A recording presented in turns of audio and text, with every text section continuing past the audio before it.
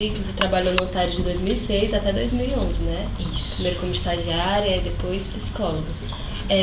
Que faixa etária você trabalhou? E assim, como é que era a abordagem do psicólogo escolar com os alunos?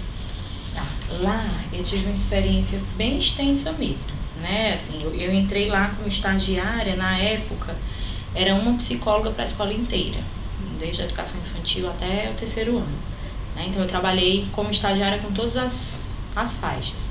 Quando eu me formei, eu trabalhei inicialmente com Educação Infantil Fundamental 1, aí depois trabalhei também com Fundamental 2, Ensino Médio, e depois voltei para Educação Infantil. Então eu trabalhei com todas as faixas.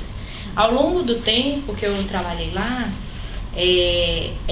o setor de psicologia foi tendo algumas mudanças, né? Principalmente em relação à atuação com alguns segmentos. Né? Lá a gente trabalhava com psicologia escolar preventiva, então era com projetos, né? Era mais com projetos.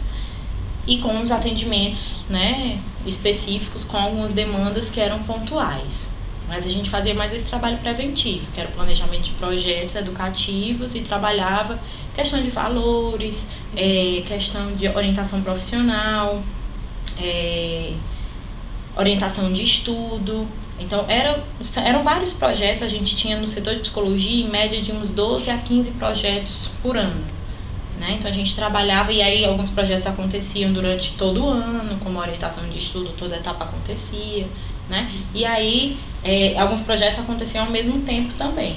Né? Então, a atividade e a postura do psicólogo dentro lá da escola, a gente atuava muito em parceria com as coordenações, com a equipe técnica, com a direção, né? Então era um trabalho bem próximo da equipe e dos alunos, né? Os alunos poderiam procurar o setor de psicologia a qualquer momento, né? Então eles sabiam onde ficava a sala, eles tinham contato com a gente no dia a dia, né? Então eles não necessariamente precisariam procurar o setor só se fossem encaminhados, mas a prática mais comum era a do encaminhamento, né?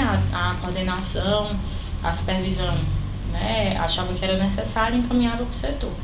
Caso o aluno fosse encaminhado, que tipo de procedimento era feito? Puxando mesmo para o behaviorismo, que atividades eram feitas com os alunos, de reforçamento, como era isso? O que é que acontecia? Na época em que eu trabalhava lá, a escola tinha 4 sedes, hoje ela já tem outra, né, são 5 sedes. Então as 4 sedes trabalhavam em parceria, em conjunto. Então, o que acontecia em uma sede acontecia nas outras. Então, esses projetos eles eram planejados no início do ano com todas as psicólogas. E nem todas eram behavioristas. Né? Na verdade, só eu era. Todas as outras tinham, né, eram psicanalistas ou humanistas. Então, acabava que o projeto em si ele não era planejado, só a partir de um viés behaviorista. Agora, na minha atuação enquanto lá, né, na interpretação do que estava acontecendo e da minha atuação enquanto psicólogo, eu fazia uso dos esquemas de reforçamento, né, mas sabendo o que eu estava fazendo. Mas eu não tinha como, na verdade, os nossos projetos eles eram pensados os objetivos e algumas atividades, mas a execução deles era em cada sede. E aí na execução era que eu fazia principalmente a minha postura, eu consequenciava alguns comportamentos utilizando reforço, né? Mas isso não era utilizado pelas psicólogas como um todo, até porque elas não eram, né, analistas do comportamento, então isso complicava nesse aspecto. Mas sempre, por exemplo, dar um exemplo para poder clarear um pouco, a gente tinha o projeto de orientação de estudo. Como é que funcionava esse projeto? Era um acompanhamento por etapa, né, de todos os alunos, não só dos alunos que tinham baixo rendimento. Inicialmente, a proposta era acompanhar os que tinham baixo rendimento. Só que aí o que é que foi percebendo ao longo das avaliações? Que não estava tendo o resultado esperado. Né? Acabava que gerava ainda mais desmotivação, porque era aquele grupo que era sempre chamado porque estava com problema de rendimento. Né? Então a gente fazia um acompanhamento com todos os alunos. E ao longo do processo isso era bem trabalhoso, porque na época era uma psicóloga para Fundamental 2, né, porque eu trabalhava no Fundamental 2, era do Fundamental 2 até segundo ano do ensino médio, então de quinto ao segundo ano. Então era muito aluno e muita gente. Então, demandava um tempo bem significativo. Só que a gente tentava fazer o máximo, né, que conseguia. Então, o projeto, a gente fazia o processo de orientação, né, sempre em conjunto com o aluno, identificando as variáveis que controlavam o comportamento de baixo rendimento, né, que aí isso era individual, não era grupal. Esse acompanhamento de orientação era mais individual mesmo, né? E a partir disso, a gente ajudava esse aluno na modificação desse ambiente. Casos que a gente percebia que existia um contexto familiar que não favorecia o desenvolvimento de um novo repertório, a gente chamava os pais para orientação, né? E aí, a partir disso, a gente foi vendo o quê? Com essas identificações, e aí tinha, né, sugestão de monitoria. Então, os alunos que aprendiam um pouco mais a matéria, tinha aula de monitoria, eles davam para os alunos, né, para os colegas da sala mesmo. Era um momento de estudo em grupos, só que supervisionado, né? A gente participava supervisionando. E aí, o que acontecia era que a gente também não só escolhia os CDFs para darem as aulas, né? Então, a gente também escolhia, por exemplo, alguns alunos que tinham se destacado ali, subiram naquela etapa com aquela matéria do 5 para o 7. Então, ali eles aprenderam alguma coisa. Então, a gente pegava, né, conversava com eles o que é que eles tinham ao domínio e eles iam dar aula. Então, a gente foi notando que isso, de uma certa forma, foi servindo de estímulo reforçador para que eles continuassem, né, variando um pouquinho esse comportamento de estudar e aumentando a frequência dele, para que a gente pudesse manter. É extremamente difícil. Às vezes eu comento assim, eu costumo falar, não é tão ideal assim, porque isso não acontecia com todos, porque era muito difícil. Mas a gente tinha uma parcela bem significativa do resultado positivo desse projeto, desse trabalho, né? Por isso que ele permanecia. Mas óbvio que tinha algumas séries que não funcionavam tão bem, porque existiam outras variáveis que acabavam mantendo, né, o comportamento de tirar nota baixa, de não estudar. E aí a gente não tinha também como modificar tanto essas variáveis, né? Então, a escola também tinha algumas práticas mesmo, que é comum hoje nas escolas de Fortaleza, e que nem tudo a gente conseguia mudar, né? Porque faz parte aí de toda uma construção educacional, que a gente vai para uma discussão bem cultural mesmo. Por exemplo, lá tinha a história do carimbo, né? Que é punição. O analista do comportamento não usa punição. Então, o máximo que eu conseguia, né, de orientar a coordenação, de que aquilo não era contingente à resposta de estudar, e que, na verdade, não servia de nada fazer, era ele gerar um contra-controle. Então, ao invés de ele fazer a tarefa e tentar aprender, ele chegava na escola, opa, não fiz a tarefa, vou copiar aqui do colega para não levar o carimbo. Então, ele fazia para esquivar do carimbo e não para aprender, de fato, a matéria, né? Então, o grande ponto que eu acredito que favorecia o meu trabalho lá era a relação com a equipe técnica, porque eu tinha realmente um espaço muito bacana com eles, né? Eles escutavam, não eram fechados a propostas, a modificação mesmo, vamos tentar fazer isso dessa forma, né? Com os professores, principalmente a educação infantil fundamental 1, era uma relação maravilhosa. Assim, as meninas passavam um dia na escola, as professoras. Então, a gente tinha um contato muito grande, né? Então, isso facilitava, o que já era difícil com os maiores, porque os professores dão a aula e vão embora. Isso já dificultava mais quando a gente tinha que conversar com um professor específico, né? Mas quando era necessário, não, tem que conversar com esse professor, a gente tem que ter um momento com ele, parar. Então, a equipe se organizava também, ele não podia estar outro horário, a gente conversava com a equipe, ele era liberado um tempo da aula para a gente poder conversar. Então, a relação com a equipe favorecia muito a minha atuação, né? Você falou também da relação com os pais, né? Que era nas reuniões. Tinha outros tipos de interação com os pais para também favorecer? Tinha, a gente fazia, e aí fazia parte dos projetos, né? A gente fazia projetos principalmente voltados para orientação, né, dos pais. Então, palestras educativas, temas que eles sugeriam, né? Então, a gente fazia essa pesquisa de tema com eles. Outro projeto que a gente também tinha participação dos pais era o de orientação profissional, onde a gente inicialmente explicava para os pais o que acontecia e como eles podiam ajudar nesse processo de escolha. O projeto de educação sexual, né? A gente também tinha um momento com os pais, até porque o tema, né? Era um tema que para algumas famílias não aceitam com tanta facilidade, então a gente tinha um momento de esclarecimento do que era o projeto, como o projeto ia funcionar, né? Então, a gente tentava ao máximo, ao longo do ano, ter várias comunicações com os pais, principalmente por meio de comunicação escrita mesmo, circular na agenda, essa comunicação mais formal mesmo, né? Mas o que a gente percebia ao longo dos anos com os projetos era que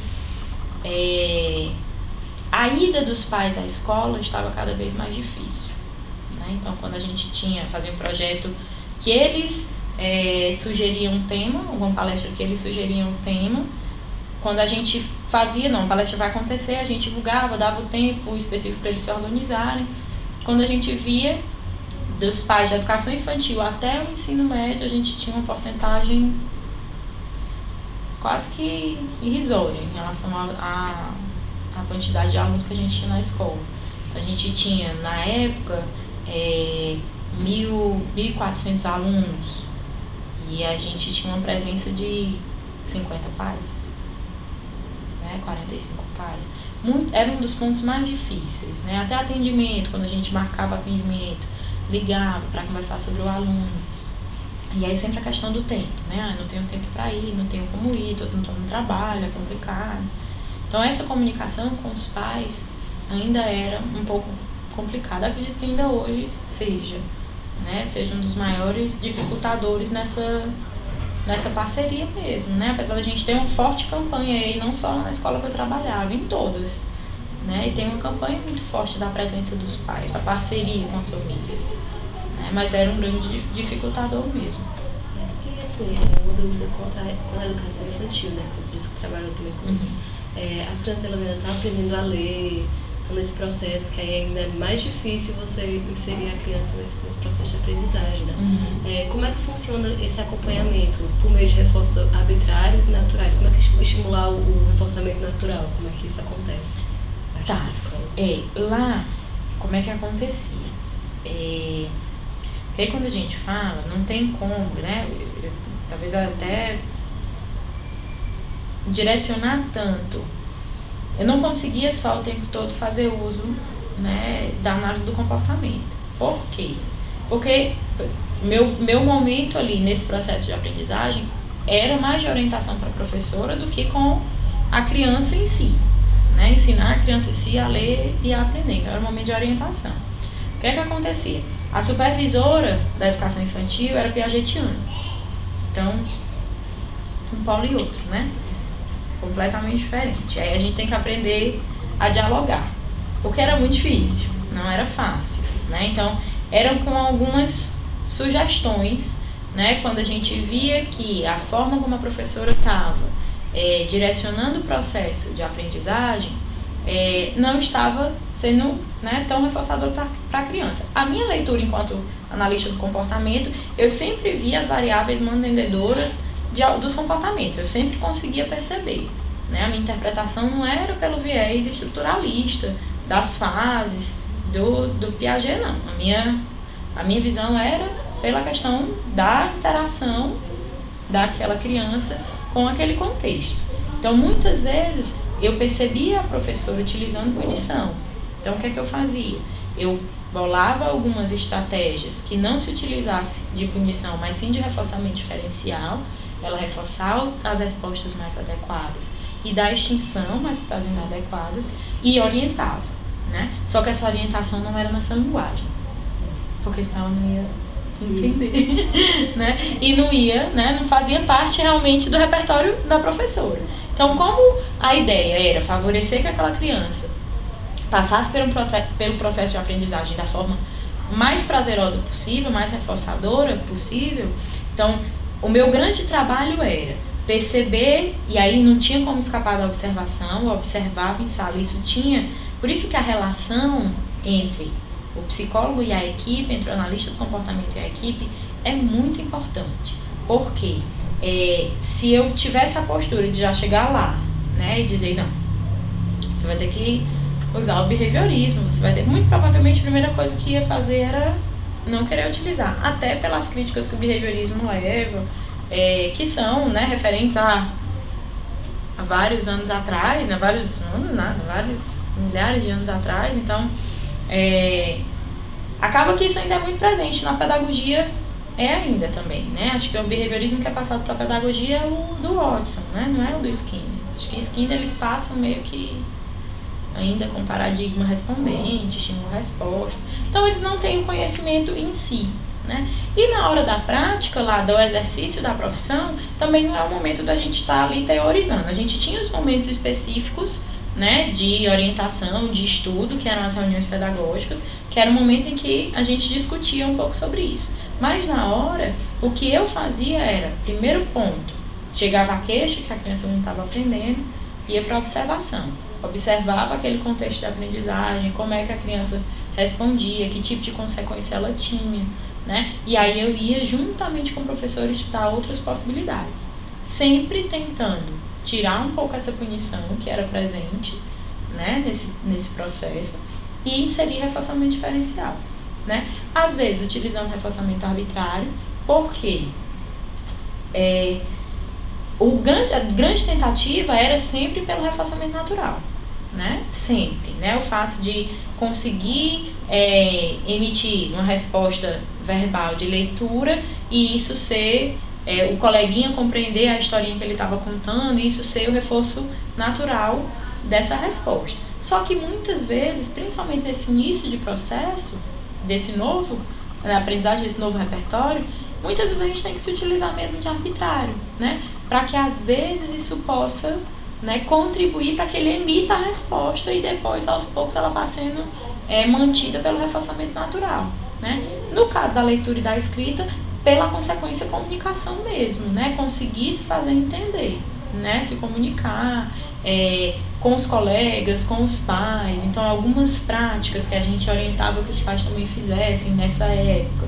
Ir no supermercado, leva junto, ajuda a pegar a lista das compras. Então, e esse processo que torna a coisa mais natural do processo de interação mesmo, né?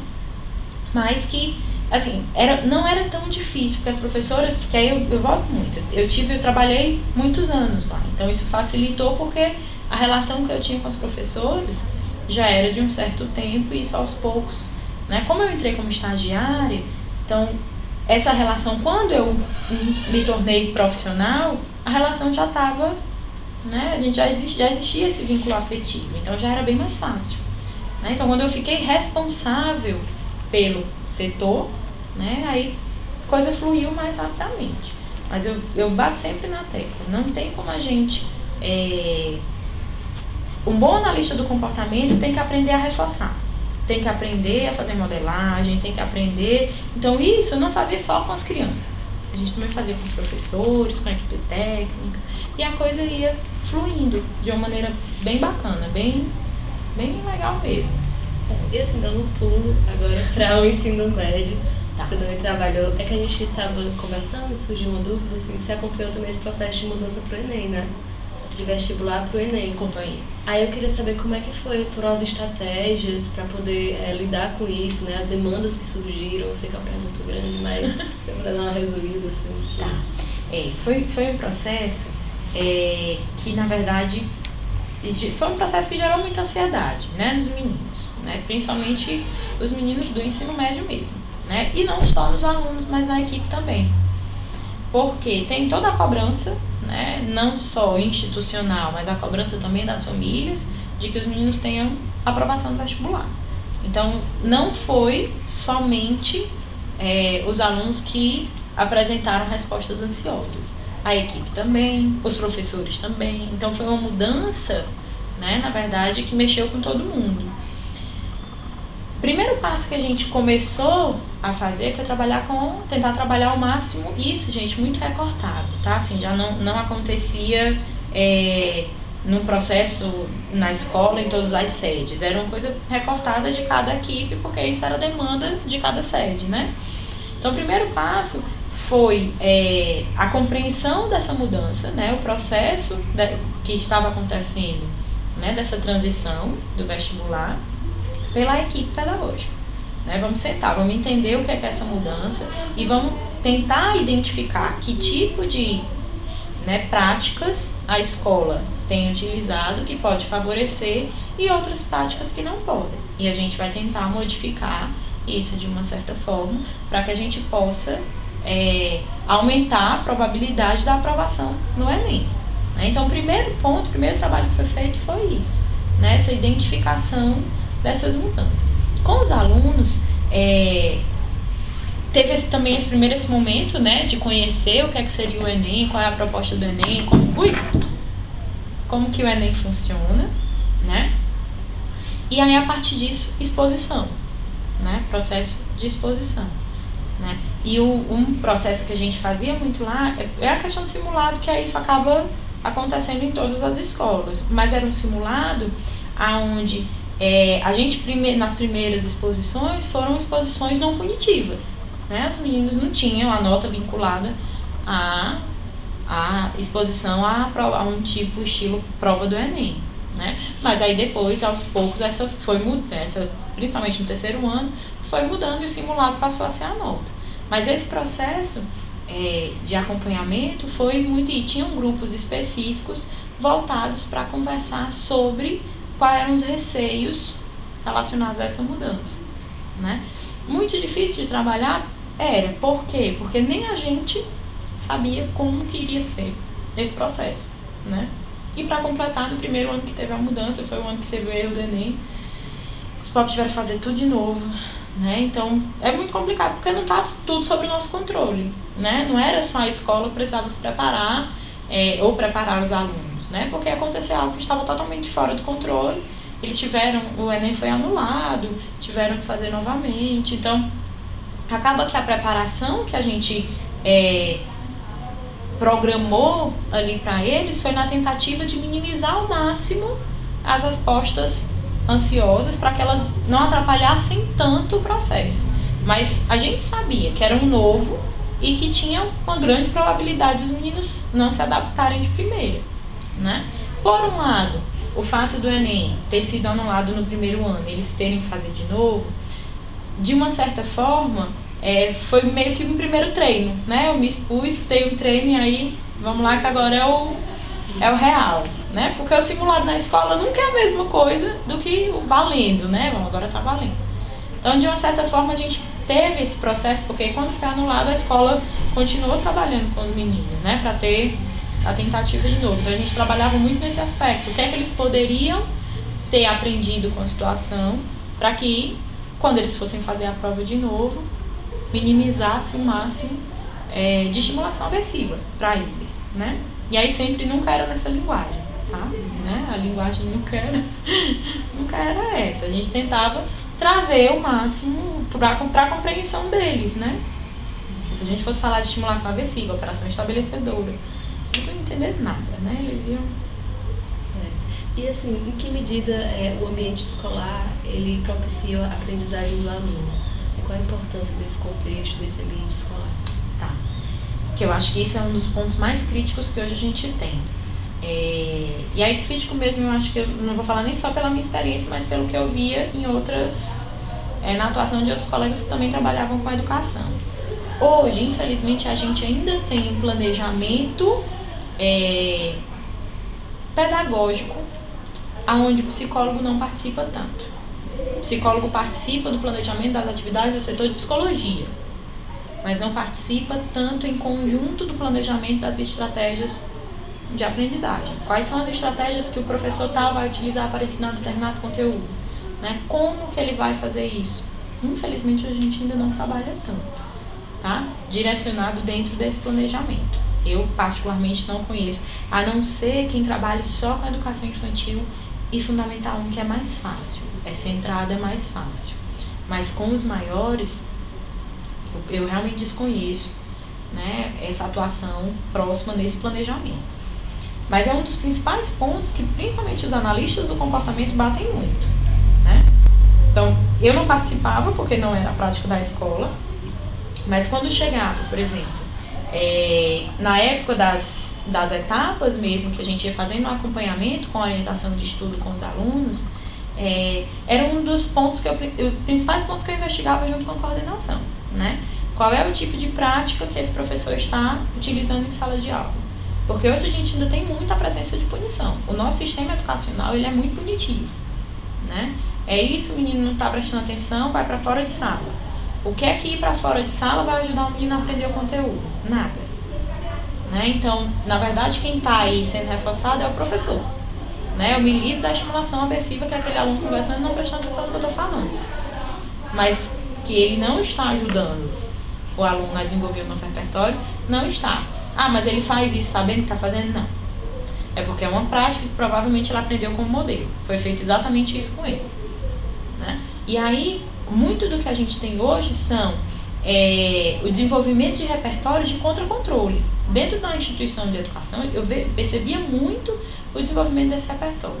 Então, se a gente não entrar lá e perceber como que essa prática pedagógica está sendo planejada e puder orientar e participar em conjunto dessa prática, né, de como que esses professores vão estar lá dentro de sala de aula, passando esses conteúdos para esses alunos e como eles vão estar passando, né, a gente vai sempre ficar nesse trabalho de apagar fogo. Né? Eu comentava muito isso com as meninas da equipe. Né? A gente sempre vai ser o trabalho de apagar o fogo. Né? Porque a gente não participa lá do planejamento, das estratégias que ele pode utilizar para que aquele aluno se engaje cada vez mais na participação das aulas dele, né? E aprenda o conteúdo, até mesmo dele programar contingências mais adequadas para o ensino daquele conteúdo. Né? Não ser só a aula expositiva. Como que um outro tipo de aula pode ajudar? Né? Isso no Antares, que era onde eu trabalhava, a gente até era bem favorecido, porque eu trabalhava no Antares Seis Bocas e lá a gente tinha um espaço maravilhoso, né? Tinha minimundo, tinha castelo, tinha pista de atletismo, tinha campo, tinha o espaço ecológico, que era uma área onde os professores utilizavam muito. Então a gente conseguia, de uma certa forma, puxar um pouco e sugerir mesmo, né? Mostrar como eles poderiam utilizar esses espaços na prática pedagógica deles, como eles poderiam se utilizar disso para favorecer essa aprendizagem. Né? Então é um ponto onde a gente ainda tem muito que caminhar. Né? Até porque a psicologia escolar ela ainda é muito nova. Né? Ela está ganhando espaço ainda agora e aquele espaço mesmo bem lento. Né? Algumas pessoas já entendem a importância, mas não entendem direito como que o trabalho acontece. Alguns profissionais mesmo, né? Sabem que o trabalho é importante, mas não entendem ainda nem o que é que fazem enquanto psicólogos escolares. Né? O trabalho parece que é só ir lá, o aluno está com problema, encaminha para terapia, ou encaminha para fono, ou encaminha para TO, ou encaminha... E o trabalho do psicólogo escolar não é só esse, né? Não é só do encaminhamento, mas hoje a gente ainda tem muito essa prática. E só para finalizar, então, assim, você está falando da psicologia escolar, que é uma área nova, quais são os limites e as possibilidades do behaviorismo dentro da psicologia escolar? Como é que você vê isso? Tá. Eu acho que aí o ponto que eu